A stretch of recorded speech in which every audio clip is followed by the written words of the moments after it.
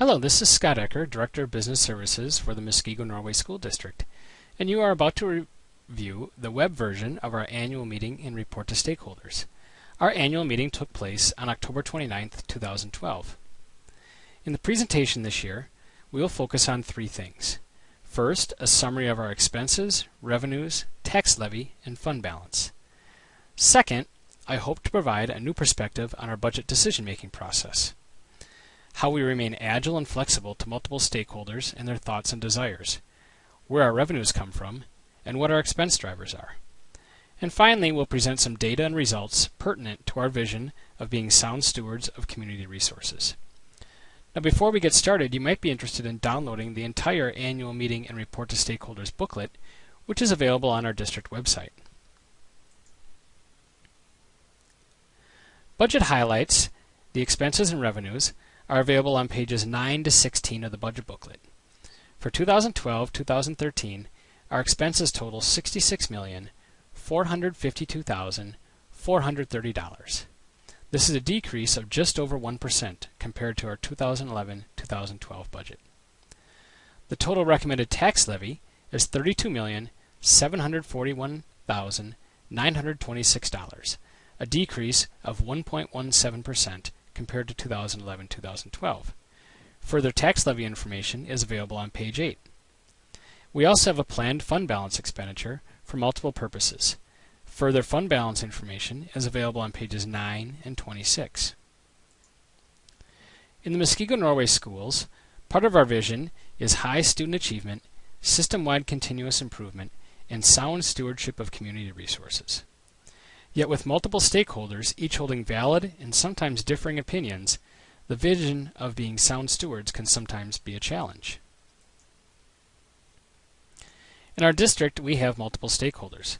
We have students, parents and grandparents, staff, community members, local business, government. Each stakeholder has different ideas about how revenue should be funded. Each stakeholder has different ideas about what appropriate expenses are.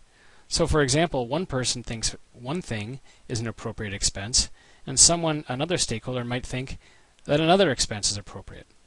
So for example, in your own home, or in your home compared to your neighbor's home, you might view something like this as perhaps as an absolute necessity every morning. Maybe at your house it's a take it or leave it kind of thing. Or maybe you don't like it at all. And depending on your perspective, it's a needed expense or it's a not needed expense. Our revenues come from four major sources. The primary sources being state, which is state equalized aid, and local, which is primarily property taxes. We also receive a small amount of federal aid and a small amount of other aid, including things like school fees, admissions, and rentals. You can see Muskego Norway School District in the red, compared with districts across the state that are either urban, suburban, or rural. And you can see that we fit right in between suburban and rural as a school district. Further information about revenues are available on page 18 of the budget booklet. Here's our expense drivers. They're put into multiple categories.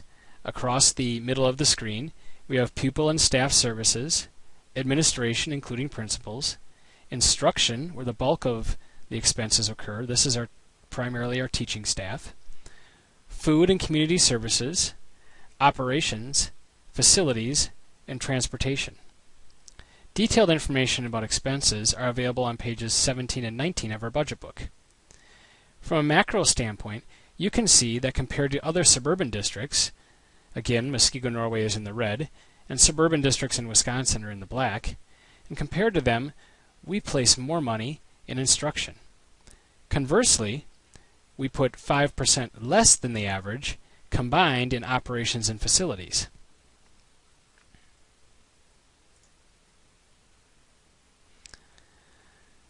Here's some of the results to our stakeholders of our recent budgeting. To our community and local business, we have 2 straight years of decreasing tax levies. We have the lowest 5-year average tax levy increase since the mid-1990s when the current state funding formula was implemented. The average homeowner is paying less net school tax now than they were in 2004. The total operating expenditures have decreased each of the last 2 years. In this time, we have changed health insurance, reduced state pension payments, and made staffing adjustments where appropriate. Parents are another stakeholder. In response to our parents, the district has maintained the fund balance at a level that allows for budget flexibility, most notably used for facility rehabilitation projects. The district has applied for and received more than $800,000 in new non-local revenue during the 2011-2012 school year. School fees have not increased since 2008-2009. Opportunities and rigor for students have expanded with the addition of 4K, blended summer courses, Project I, and additional AP courses. And 95% of parents agree that our annual investment in technology is put to good use. This is compared to the national benchmark of 75%. Our students are another primary stakeholder. Over 85% of surveyed high schoolers feel there is a wide variety of sports, and 71% participate in these programs that we invest $850,000 in annually. We have a near region-leading graduation rate. We know that graduates will earn 28% more annually than non-graduates. 92% of graduating students have a post-secondary education plan. According to the U.S. Department of Commerce, these students can expect to earn more than double that of their non-graduating peers in their lifetime. Our classes are taught by 100% highly qualified staff, using programs and technology designed to meet every child at their learning level. And 96% of our students say their teacher prepares them for the next grade level, and 89% say they are challenged. The national average is just 62%. We also have a great staff.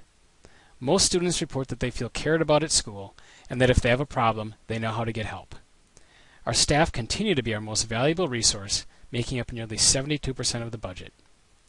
In our most recent staff survey, 96% of staff reported a connection to the district's strategic plan, and 99% say they are committed to our district's success.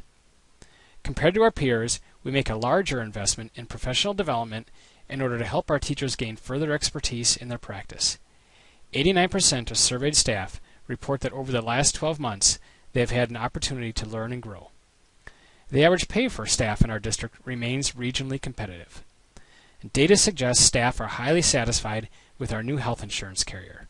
Out of 9,911 claims, there were only 7 appeals, and 97% of surveyed staff members reported satisfaction with customer service. Well, what about our results in response to sound stewardship of community resources? There's multiple measures that we could use to analyze how we are doing as sound fiscal stewards. The first is fund balance. Our fund balance is like our savings account that we have for emergency projects, but also for cash flow purposes so that we don't have to borrow money to meet payroll needs during the year. Our fund balance is at its highest level ever as of July 1st, 2012. Bond rating is another way that districts measure sound stewardship. We have a AA2 rating. Only 9% of school districts statewide have a rating this high. Others might measure fiscal stewardship by how money is spent. In our district, we funnel more money towards instruction than the suburban average, 5% greater than the suburban average. Others might inquire about our management of debt. In our district, in recent years, we have made debt payoffs and refinancing to save $1.1 million in interest savings since 2010. Someone else might ask, how are we maintaining our facilities, as that is our greatest physical asset? This year, the board approved $1.7 million for facility rehabilitation projects. And finally, some stakeholders might wonder about taxes. We have the lowest 5-year average tax increase since the mid-1990s. The last 2 years, our taxes have decreased by 1.17% and 1.22%. And the tax on the average home is $213 less than it was in 2004. No matter how someone defines it, we have positive results relative to our stakeholders. This is not by accident, but by deliberate actions taken the last few years, including providing property tax relief with fund balance, reducing our expenses to balance the budget, comply with Act 10, and save on health insurance, refinancing and paying off debt early to save on interest, adding 4K for our earliest learners with the collateral benefit of increasing aid and lowering taxes, and investing in facilities in a responsible way. We would submit that we are being sound fiscal stewards of our community resources across every metric. Thank you for viewing the 2012-2013 annual meeting presentation. Again, if you wish to find further information, you can do that on our district website in the Business Services page. That's where the annual meeting and report to stakeholder booklet is presented, as well as contact information for myself and others in the district business office. Thank you.